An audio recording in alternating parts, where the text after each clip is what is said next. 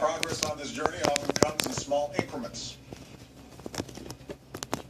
Sometimes 2 steps forward, 1 step back, propelled by the persistent effort of dedicated citizens. And then sometimes there are days like this, when that slow, steady effort is rewarded with justice that arrives like a thunderbolt. This morning, the Supreme Court recognized that the Constitution guarantees marriage equality. In doing so, they reaffirmed that all Americans are entitled to the equal protection of the law. That all people should be treated equally, regardless of who they are or who they love. This decision will end the patchwork system we currently have. It will end the uncertainty hundreds of thousands of same-sex couples face from not knowing whether their marriage, legitimate in the eyes of one state, will remain if they decide to move or even visit another. This ruling will strengthen all of our communities by offering to all loving same-sex couples the dignity of marriage across this great land. In my second inaugural address, I said that if we are truly created equal, then surely the love we commit to one another must be equal as well.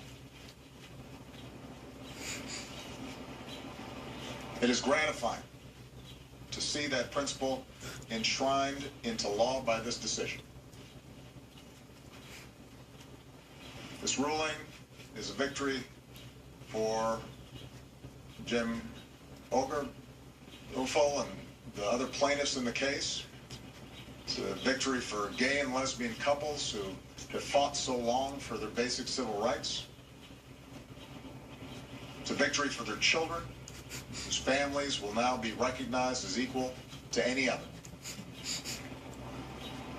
It's a victory for the allies and friends and supporters who spent years, even decades, working and praying for change to come. And this ruling is a victory for America. This decision affirms what millions of Americans already believe in their hearts. When all Americans are treated as equal, we are all more free. My administration has been guided by that idea.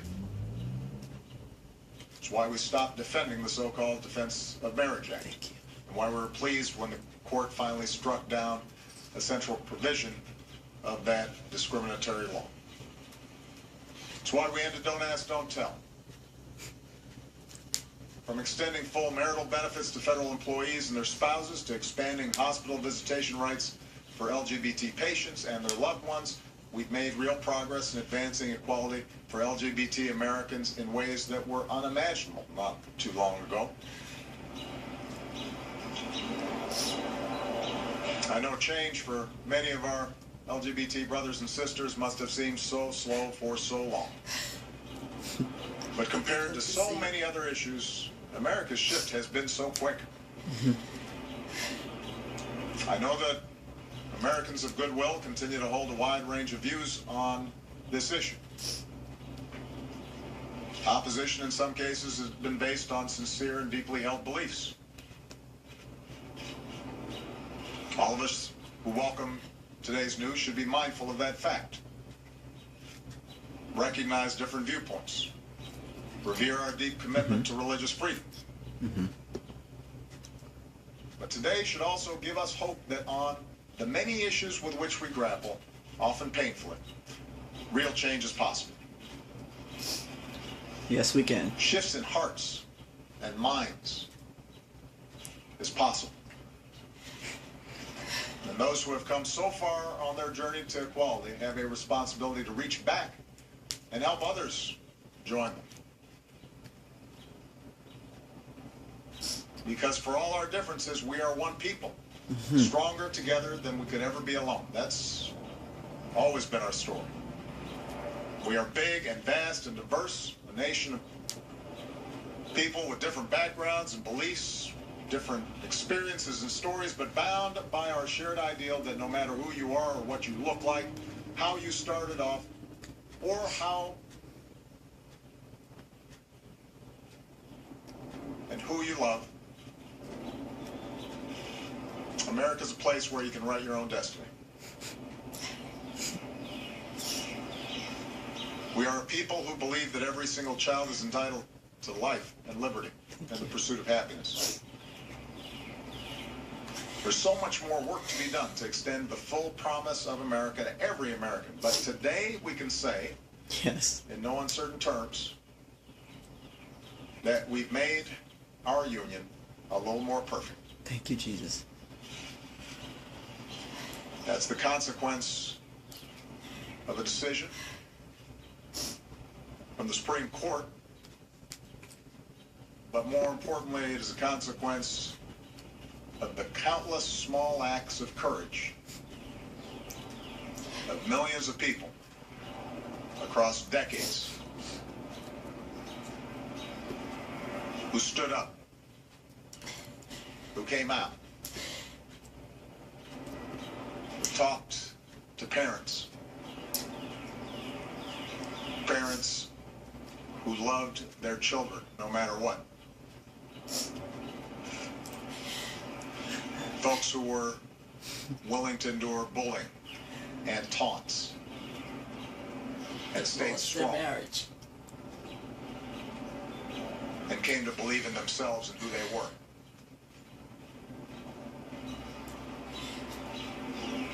And slowly made an entire country realize that love is love. Thank you. What an extraordinary achievement. Mm-hmm. What a vindication of the belief that ordinary people can do extraordinary things. What a reminder of what Bobby Kennedy once said about how small actions can be like pebbles being thrown into a still lake. Ripples of hope cascade outwards and change the world.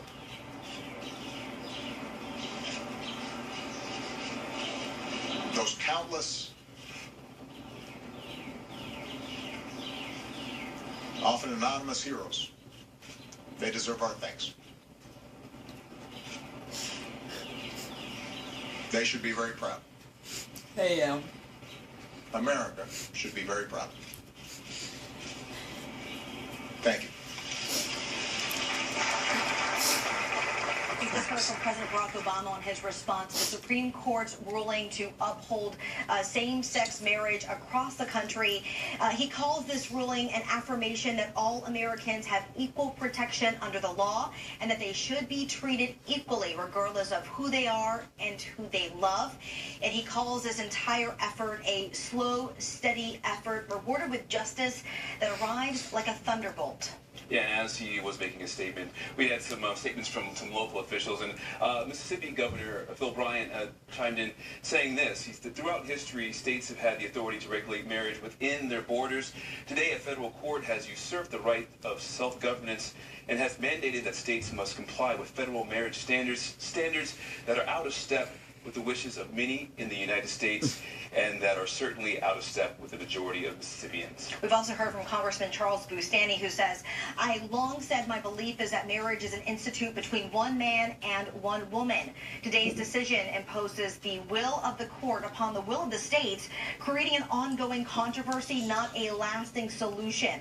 While I disagree with the court's decision, I will work with my conservative colleagues to clarify the law to ensure this institution is protected for future generations. generations. And again, President Obama making these remarks prior to leaving for Charleston, South Carolina, where he will deliver the eulogy at Reverend Clemente Pinckney's funeral. You're taking a live look at that funeral, which is underway right now on our website, WDSU.com. We will be streaming this funeral service for you live.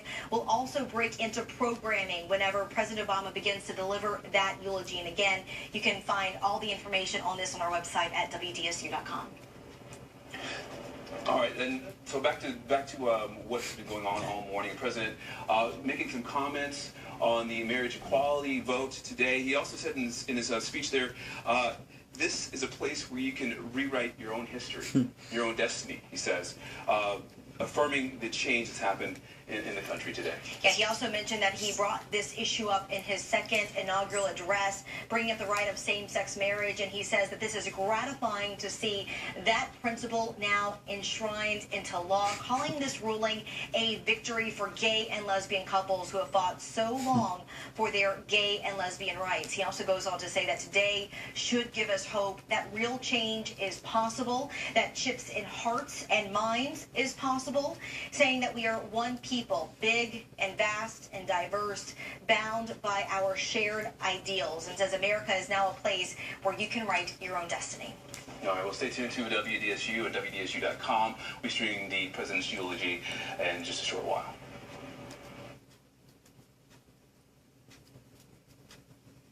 On over 275,000 Awesome. items and growing. From Brand Bush Days, I'm Rachel Ray and Keurig. First day as a free man.